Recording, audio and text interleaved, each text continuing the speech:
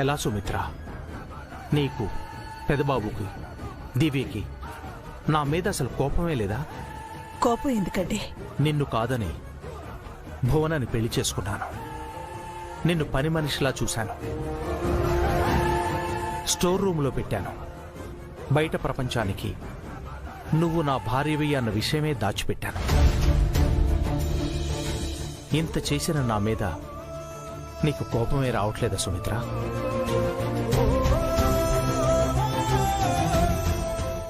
మొన్న నాకు ఆరోగ్యం బాగోకపోతే నన్ను చూసుకుంది కూడా మీరే కదండి. నన్ను మీ దగ్గర ఉండనివ్వడమే మీరు నాకిచ్చే గౌరవం. అదే నాకు గొప్ప వరం.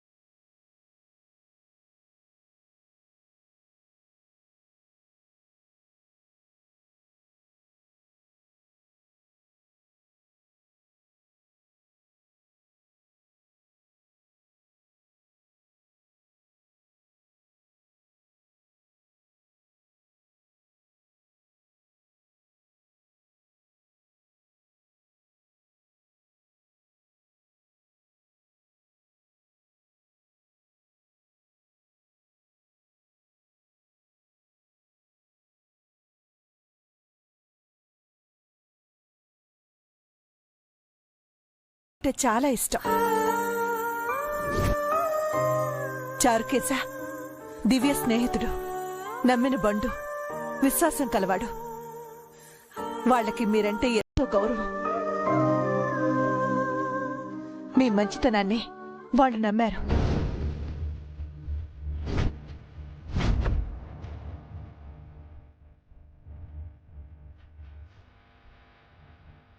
నన్ను క్షమించు సుమిత్ర. అయ్యో,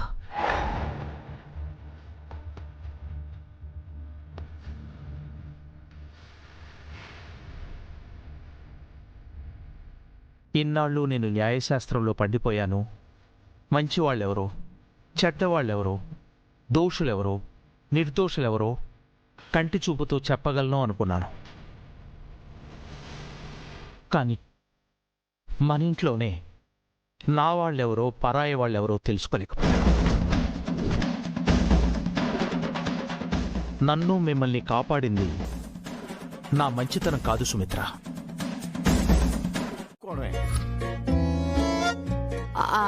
అంటే భిక్ష వెతుకొని మమ్మల్ని పోషిస్తావా? అంటే అప్పుడు కూడా నేను అడుక్కొచ్చి మిమ్మల్ని పోషించాలా? ఏ నీకు అడుక్కోవడం రాదా? నువ్వుండగా నేను అడుక్కుంటే ఎలా ఉంటుందయ్యా? నువ్వెక్కడ దొరికేవే నాకు? గొప్ప కూతురు, గొప్ప అల్లుడు, గొప్ప వెయ్యపురాలు సరిపోయారు అందరికి అందరూ. మనం అడుక్కు తినే పరిస్థితి రాకూడదంటే ఒక దారుంది. వియ్యంకుడికి నోరు, కాళ్ళు, చేతులు పని చేయకుండా పోవాలి. అంటే ఆయనకి పక్షవాతం రావాలి. దుఃఖలా ఉన్నాడు, ఆయనకి ఎందుకు పక్షవాతం వస్తుంది? అది రాదే, మనం రప్పించాలి. అల్లుడికి, కుమారికి, వియ్యపురాలకి తెలియకుండా మనం ఈ పని చేయాలి. అప్పుడు ఆస్తి ఎటుకు పోదు, మనం అడుక్కోవాల్సిన పని ఉండదు. నీ ఐడియా బాగుంది, కానీ నాతో చెప్పకుండా నువ్వే అమలు చేయొచ్చు కదా. బుద్ధి తక్కువై చెప్పానే. నేనే వియ్యంకుడికి పక్షవాతం వచ్చి ఏర్పాటు చేస్తాను. వెళ్ళు వెళ్ళు వెళ్ళు.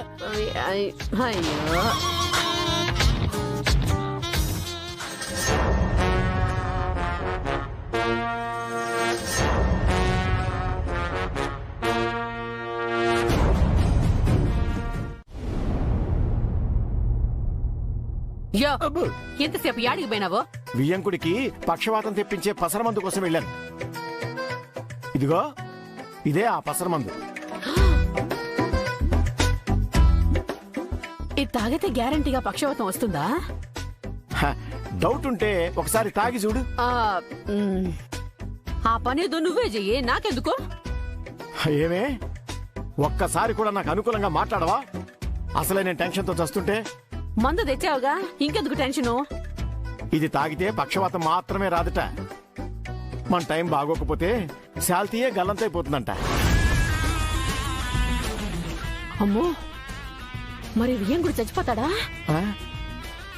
మన మెడకు చుట్టుకుంటుందేమో. వద్దయ్యా, ఎందుకొచ్చిన పీడ? అల్లుడి గారికి వియపరాలకి తెలిస్తే మన పని గోవిందా. అందరికీ తెలిసిపోయి చేస్తావా ఏంటే? మనం కాళ్ళ మీద కాలేసుకుని దర్జాగా ఉండాలంటే వియంకుడికి కాళ్ళు చేతులు నోరు పడిపోవాల్సిందే. ప్రాణం పోతే ఆయన కర్మ. ఆ, అయ్యో, నేను ఫిక్స్ అయిపోయాను. ఎందుకు తెగించావయ్యా? హత్యలు కూడా మొదలు పెట్టావన్నమాట. నేను కట్టుకుపోతానా?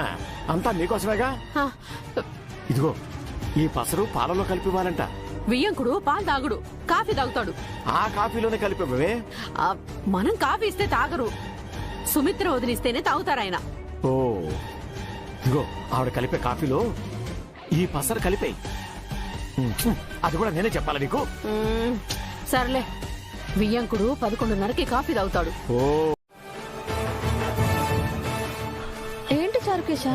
దివ్యమ్మా, హర్ష సార్ అన్నట్టు ఆ ఆపద మీకు కాదు కదా.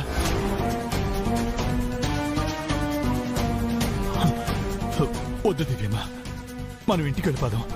మిమ్మల్ని ఇంటి దగ్గర డ్రాప్ చేసి నేను స్వామీజీ దగ్గరికి వెళ్తాను. మీరు క్షేమంగా ఉండాలి. లేదు చారుకేశ, ప్రాణహాని నాకైనా సరే వెనక్కి వెళ్లేదే లేదు. స్వామీజీ దగ్గరికే వెళ్దాం. స్టార్ట్ చేయి, పద వెళ్దాం. నా మాట వినండి దివ్యమ్మా. మీకేదైనా అయితే లైఫ్ లాంగ్ నన్ను నేను క్షమించుకోలేను.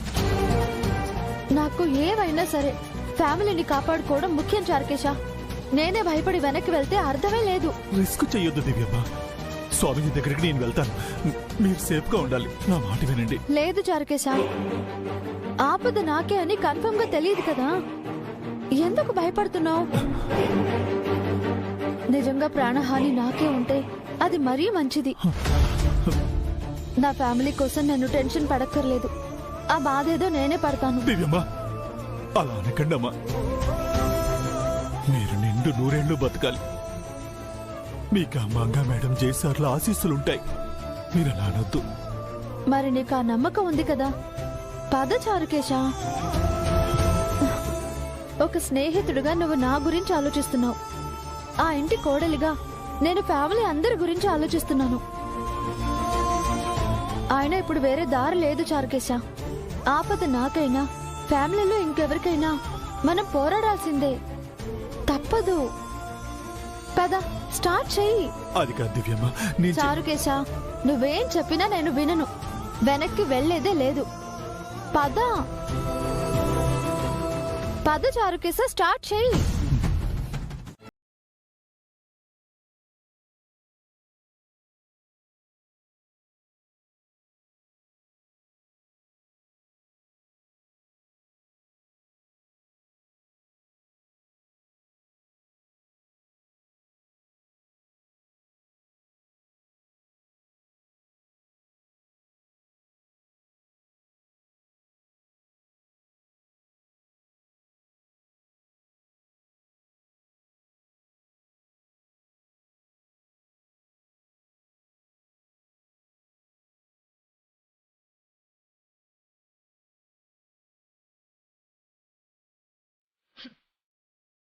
పాపం, ఎవరి ప్రాణమో కాపాడడానికి వెళ్ళిందట. మీ కోడలికి ఫోన్ చేసి ఇంట్లో ఏం జరిగిందో చెప్పక్క.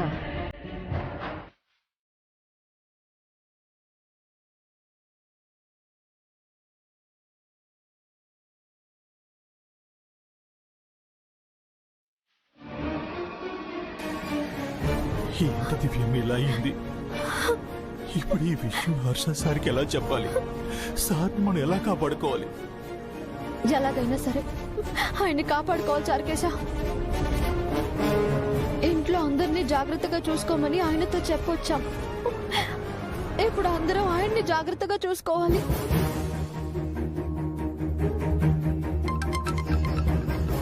దివ్యమా ఫోన్.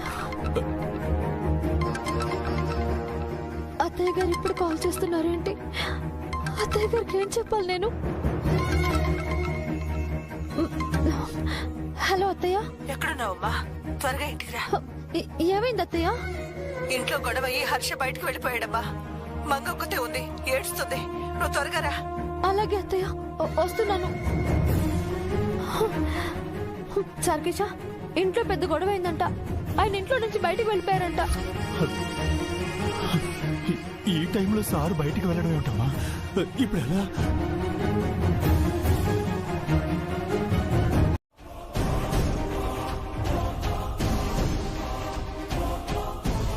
ఏమైంది వదినా? కుమారి ఏమైనా తప్పు చేసిందా? తనని కోడలిగా చేసుకొని పెద్ద తప్పు చేశాను.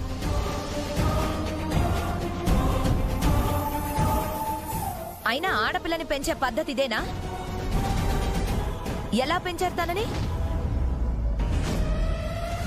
ఏంటివిడా అత్త మీద కోపం దొత్త మీద చూపించినట్టు మొగుడి మీద కోపం కోడల మీద చూపిస్తోంది? సమస్య ఏంటో చెప్పండి సిస్టర్. పెద్దవారు మీరు చెప్పకపోతే చిన్నపిల్ల తనకెలా తెలుస్తుంది? ఇంకా చిన్నపిల్ల ఏంటి? ఆ మాట అనడానికి మీకైనా బుద్ధుండాలి. తనేం చేయాలో చెప్పకుండా ఊరికి అందరి మీద అరుస్తావేంటి మామ్? మీ డాడీ కాఫీ కప్పు కింద పడేసి గంట అయ్యింది. పగిలిన కప్పు ఎత్తలేదు, ఒలిగిన కాఫీ తొడవలేదు.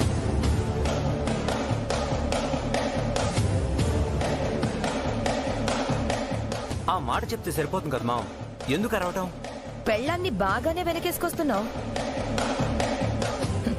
ఈ మంచితనం మీ డాడీకుంటే చాలా బాగుండేది. నువ్వు కానీ. అలాగే అత్తయ్య.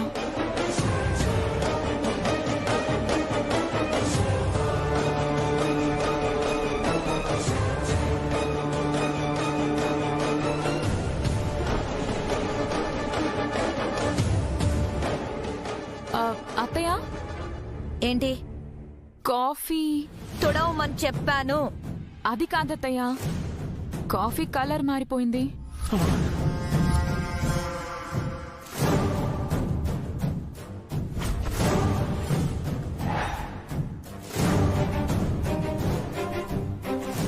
అవునయ్యో, కాఫీ రంగు మారిపోయింది. ఆకుపసర కలిపాం కదే, అందుకే రంగు మారిపోయింది. ఆకుపసర విషయం మీ ఎప్పుడాలకు తెలిసిపోతుందేమో. తెలిసిలోపు ఏదో ఒకటి చేయవే. వెళ్ళు వెళ్ళు. అయ్యో సరేనయ్యో. కాఫీ కలర్ ఎందుకు మారిపోయింది?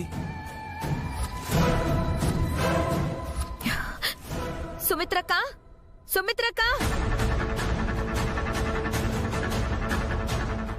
ఏంటి బోనా? Coffee colour మారిందేంటి? కాఫీలో ఏం కలిపావు?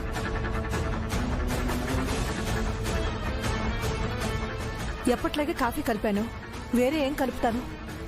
వేరే ఏమీ కలపకపోతే కాఫీ కలర్ ఎలా మారిందక్కా?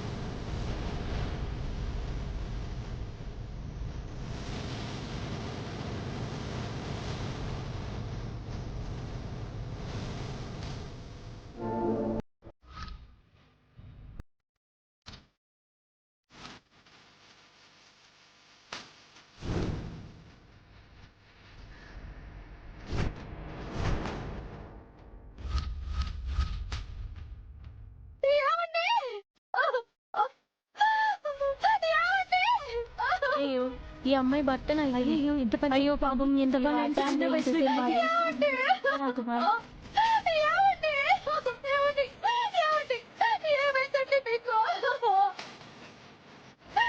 అయ్యో పాపం చనిపోయిన అతను ఈవిడ భర్త అనుకుంటా.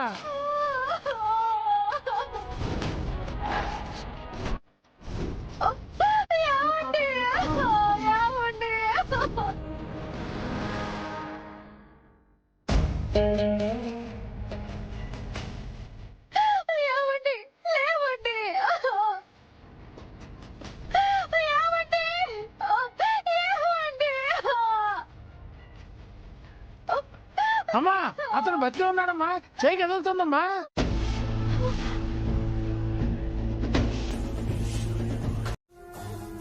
పాపం ఎంత ట్రై చేసినా ప్రాణాలు తక్కవు. అదే అంబులెన్స్ లో శవాన్ని ఇంటికి తీసుకెళ్తుంది. ఏం జాతకం రాదండి. మొదటి మొగుడు పోయాడు, ఇప్పుడు రెండో మొగుడు పోతున్నాడు.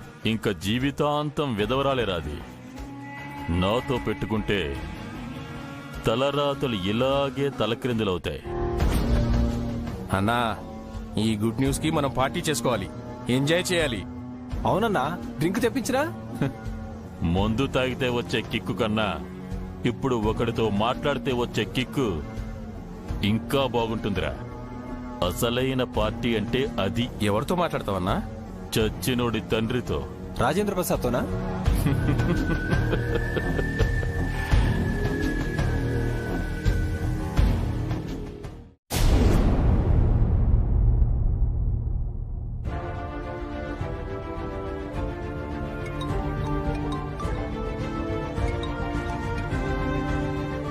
ఇదేమిటి వీడు కాల్ చేస్తున్నాడు?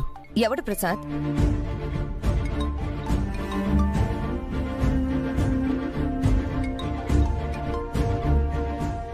ఆన్సర్ చేయి ప్రసాద్. ఎందుకు కాల్ చేశాడో అడుగు. లిఫ్ట్ చేస్తే ఏదో చెత్తవాగుడు ఆగుతాడు. నాకు బ్లడ్ ప్రెషర్ వస్తుంది. ఎత్తకపోతే ఎందుకు చేశాడో తెలియదు కదా. మళ్ళీ ఏదో చెత్త చెత్త మాటలు మాట్లాడి వార్నింగ్ ఇస్తాడు. నాకు కోపం వస్తుంది.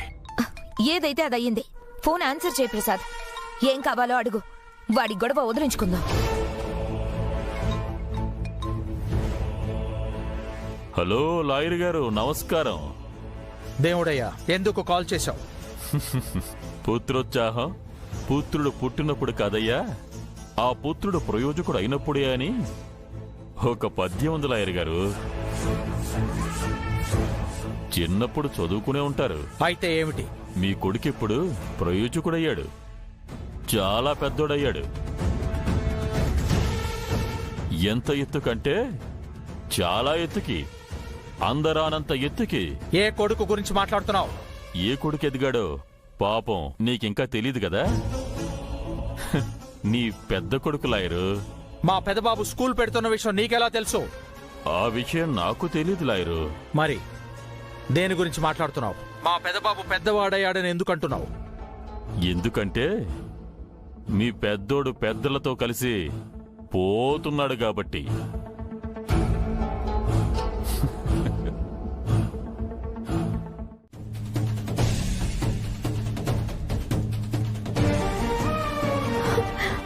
డాక్టర్, మా వారికి ఇప్పుడు ఎలా ఉంది? సివియర్ గా హెడ్ ఇంజురీ అయిందమ్మా.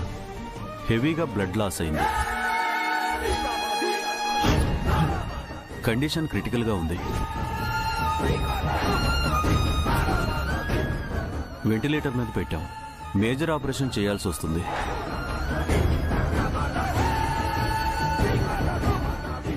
ఎంత డబ్బు ఖర్చైనా పర్వాలేదు డాక్టర్, వెంటనే ఆపరేషన్ చేయండి. ఆ సర్జరీ స్పెషలిస్ట్లే చేయాలమ్మా. ఢిల్లీ ఎయిమ్స్ నుంచి స్పెషలిస్ట్ని పిలిపిస్తున్నాం. ఆయన రావడానికి కాస్త టైం పడుతుంది. అప్పటి వరకు ఆయనకి ఏం కాదు కదా డాక్టర్? అదే చెప్పబోతున్నాను. ఆ డాక్టర్ వచ్చి సర్జరీ చేసే వరకు పేషెంట్ సర్వైవ్ అయితే సేఫ్ అయినట్టే. ఆ లోపు ఏదైనా జరిగితే ఐఎమ్ సారీ. డాక్టర్, ఏం మాట్లాడుతున్నారు సార్ మీరు? ఏం మాట్లాడుతున్నారు సార్? మా హర్ష సార్ని మేము కాపాడుకోలేమంటున్నారా? మా ప్రయత్నం మేము చేస్తున్నాం సార్. మరో ప్రయత్నానికి కాస్త టైం పడుతుంది. అప్పటి వరకు పేషెంట్ను బ్రతికించే శక్తి ఒక్క దేవుడికి మాత్రమే ఉంది.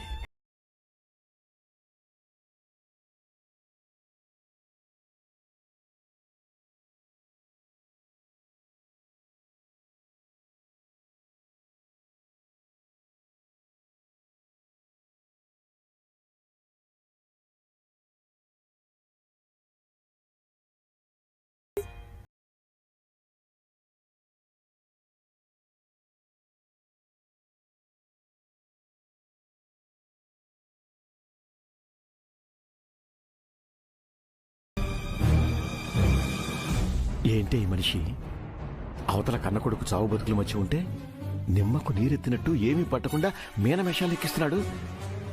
ఈయన అసలు తండ్రేనా? స్వార్థపరులం, దొంగలం, మోసగాళ్ళం. మనమే హర్షబాబు గురించి బాధపడుతుంటే ఈయన మనసెందుకు కరగట్లేనే? ఆయన గుండె బండబారిపోయిందయ్యా. కన్న తండ్రినన్న విషయం మర్చిపోయి కర్కోటకుడయ్యాడు. ఒక కొడుకు పైన తలకొరి పెట్టడానికి ఇంకో కొడుకున్నాడన్న ధీమాతో ఉన్నాడు.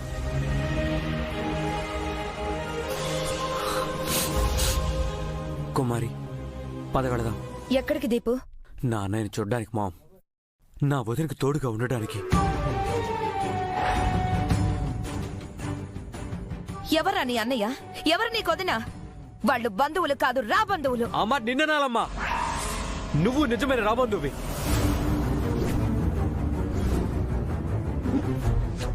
దీపు, రాబందులు శవాల్ని పీక్కుతుంటుంటే నువ్వు బ్రతుకున్న మనుషుల్ని పీక్కుతుంటున్నావు. డాడీ లైఫ్లోకి వచ్చి పెద్దమ్మకు అన్యాయం చేశావు. అన్నయ్యని ఇంటి నుంచి వెళ్ళగొట్టావు. ఆస్తి కోసం ఈ ఇంట్లో అడ్డగా గీత గీయించావు. ఎన్నెన్నో పాపాలు చేశావమ్మా. నేనేం చేసినా నీకోసమేరా దీపు. అక్కర్లేదు, ఇకపై నా కోసం నువ్వేం చేయక్కర్లేదు. నాకు నా అన్న వదిలిన్నారు. చిన్నప్పుడు నా వేలు పట్టుకుని నడిపించిన నా అన్నయ్య నాకు ఇన్స్పిరేషన్. తప్పుడు దారిలో నడవబోయిన నన్ను సరైన దారిలో పెట్టిన వదినే నాకు ఈ క్షణం నుంచి అమ్మ.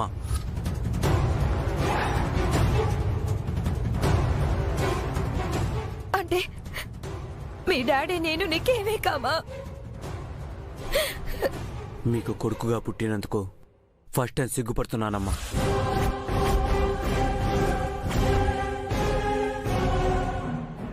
అన్నయ్య మిమ్మల్ని ఎంతగానో ప్రేమించాడు. అలాంటి అన్నయ్య ప్రాణాలు ప్రమాదంలో ఉంటే మీ కళ్ళలో నీళ్లు కూడా రావటం లేదు.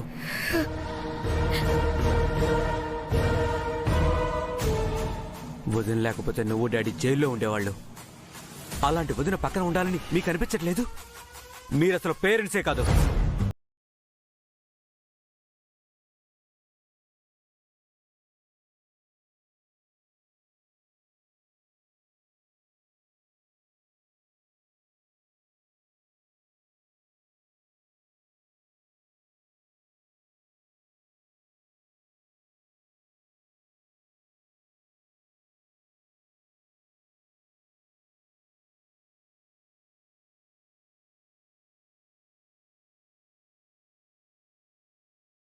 పుట్టకపోయినా భువనికి ఎందుకు చెప్పారండి? అప్పుడు భువనని అమ్మని చేయడం కోసం చిన్నబాబు తన కొడుకే అనే అబద్ధం చెప్పాల్సి వచ్చింది. ఇప్పుడు భువనలోని అమ్మతనం బయటికి తీసుకురావడం కోసం చిన్నబాబు నీ కన్న కొడుకేనని చెప్పాల్సి వచ్చింది.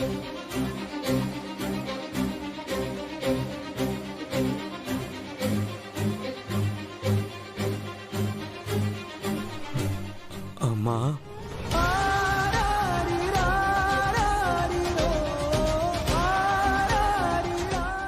కాదు నాన్న, నువ్వెప్పుడు ఈ అమ్మ కొడుకువే.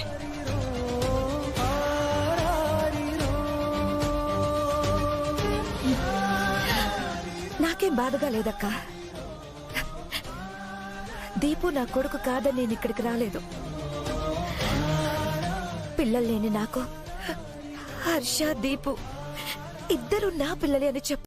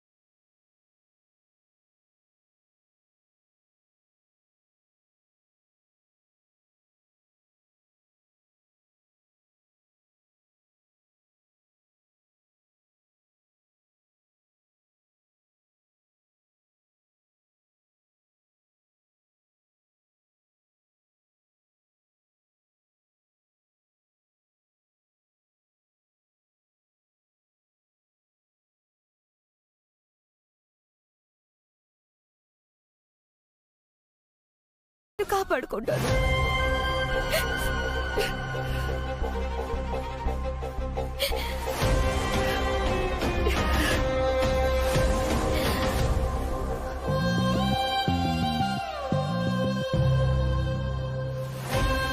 ఇక్కడ అందరూ ఉన్నారు. దివ్య ఎక్కడా? శాపంతో అసువులు బాసిన నీ వాళ్ళ ఆత్మలు నిన్ను ప్రశ్నిస్తున్నాయని, ఆ ప్రశ్నలకు నువ్వు గొంతువై వచ్చావని నాకు తెలుసు. మీకు అన్నీ తెలుసు, ఒక్క నా సమాధానం తప్ప. మీకు సమస్య తెలుసు, కానీ పరిష్కారం తెలీదు. తెలిసినా చెప్పరు, ఎందుకో నాకు తెలీదు. కనీసం మీరు ఇక్కడికి ఎందుకు వచ్చారనేదైనా చెప్తారా? నువ్వెందుకొచ్చావో నేను అందుకే వచ్చానమ్మా. అంటే జరగబోయే దారుణాన్ని చూడ్డానికి వచ్చారా? దారుణమే జరుగుతుందో లేదా దారుణానికి రుణమే తీరిపోతుందో ఎవరికి తెలుసు? అసలు ఏం జరుగుతుంది స్వామి? మా దివ్య మా భర్తకు ప్రాణాపాయం తప్పుతుందో లేదో చెప్పండి. ఆట ముగియబోతోంది చారి. అన్ని దారులు ఈ దేవాలయానికే దారితీస్తున్నాయి. నాటకంలోని పాత్రలన్నీ ఒక చోటకే చేరబోతున్నాయి. ఓ, అందరికీ కలిపి ఇక్కడే ముహూర్తం పెట్టారన్నమాట. ఆ అమ్మ దేవత రాక్షస, ఎందుకు ఇదంతా? దేనికి ముగింపు? చెప్పండి స్వామి, చెప్పండి. ఆవేశపడకమ్మా. బాధ అంకుల్, బాధ. నా వల్ల ఆయనకి, నా జీవితానికి అర్థం లేదు. ఆయన కంటే ముందు నేను చనిపోతే మంచిది. స్వామి, మీ అఖండ దీపానికి నన్ను ఆహుతి చేయండి. మృత్యువుకి అతిథి కావడం అంత సులువు కాదమ్మా. తొందరపడకు. జరగబోయేది చూడు. వస్తున్నారు, అందరూ ఇక్కడికే వస్తున్నారు.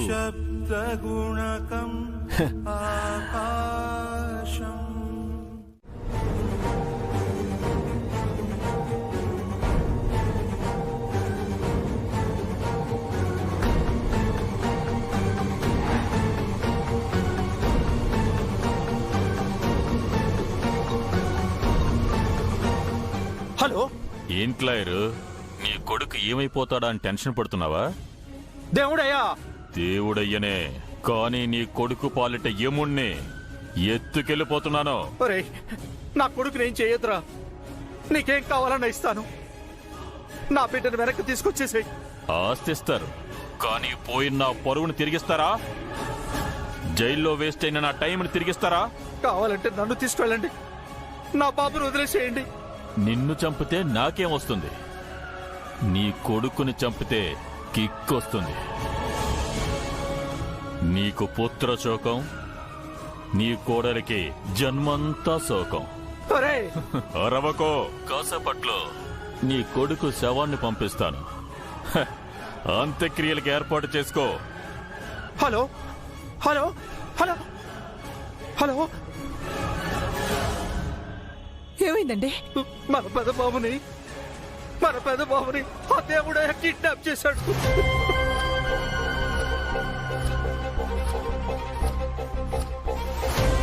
పెదబాబు,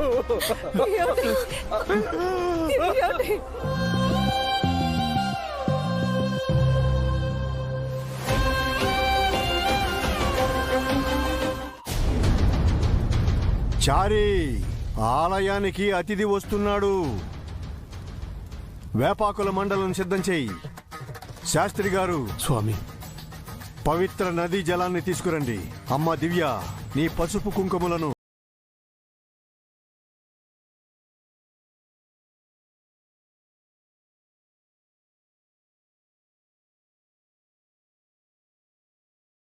వస్తున్నాడు. ఆశీర్వదించడానికి సిద్ధపడు. వెళ్ళండి, అందరూ వెళ్ళండి. చెప్పినవి సిద్ధం చెయ్యండి.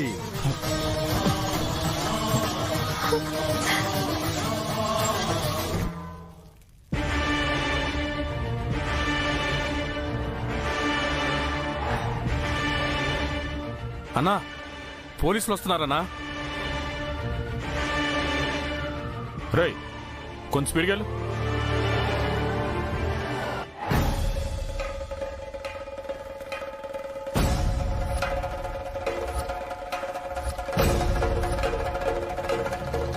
ఇదిగోండి స్వామి పవిత్ర నదీ జలం.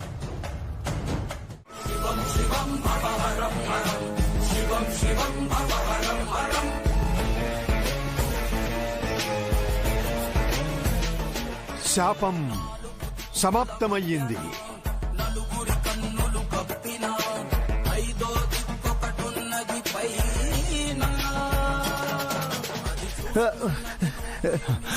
ఒరే చారి హర్ష కట్టుంది బానే ఉందా? దొంగలు పడ్డ 6 నెలలకు కుక్కలు మురిగినట్టు ఇప్పుడు వచ్చి అడుగుతారేమిటండి? ఏరా ఇప్పుడు నువ్వు నన్ను కుక్క అన్నావా? అంటే విశ్వాసం అంటే కుక్కే కదూ. నువ్వు పొగిడేవా తిట్టేవారా నన్ను? ఇప్పుడు అవన్నీ చెప్పాలంటే కళ్యాణ వైభవం పార్ట్ 2 తీయాలి. ఏంటా అందరూ నిర్ధారణపై చూస్తున్నారు? ఈ కథ సుఖాంతం అయింది కదా, అందరూ కాస్త సంతోషంగా నవ్వండి. ఏమండి మీరు శుభం కార్డు వేయండి.